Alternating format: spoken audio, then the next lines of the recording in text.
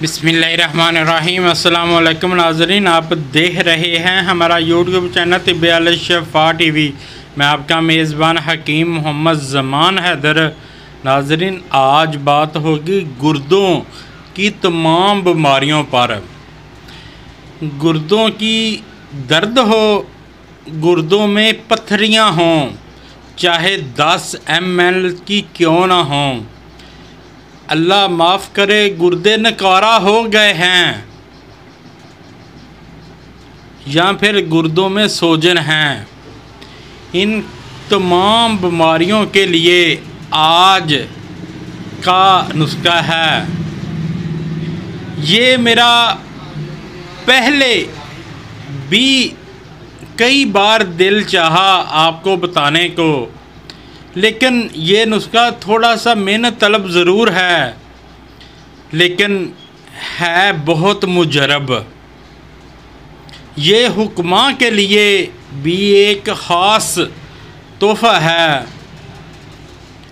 तो नुस्खा मैं आपको बता देता हूँ। उससे पहले मेरी आपसे रिक्वेस्ट है, जिन दोस्तों भाइयों ने मेरा चैनल अभी तक सब्सक्राइब नहीं किया वो कर दें, और साथ ही बेल के बटन को भी प्रेस कर दिया करें ताकि आने वाली हर वीडियो का नोटिफिकेशन आपको मिल सके।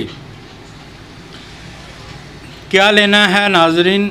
1 किलो कलमी शोरा। ये हुक्मा के लिए बता रहा हूँ, आप मरीज़ हों तो आप थोड़ा भी बना सकते हैं। 1 किलो कलमी शोरा अच्छे वाला लेना है, ज़मीनी।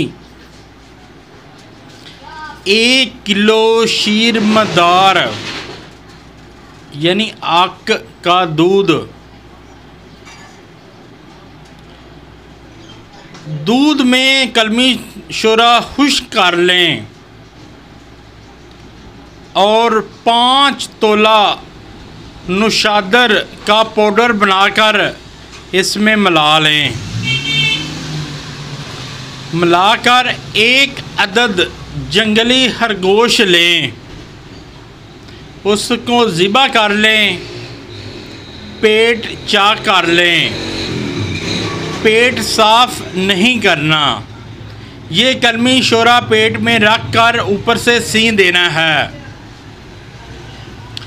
सी कर गिल हिकमा कर लें किसी हंडिया में, और 1.5 मन उपलों की आग दें।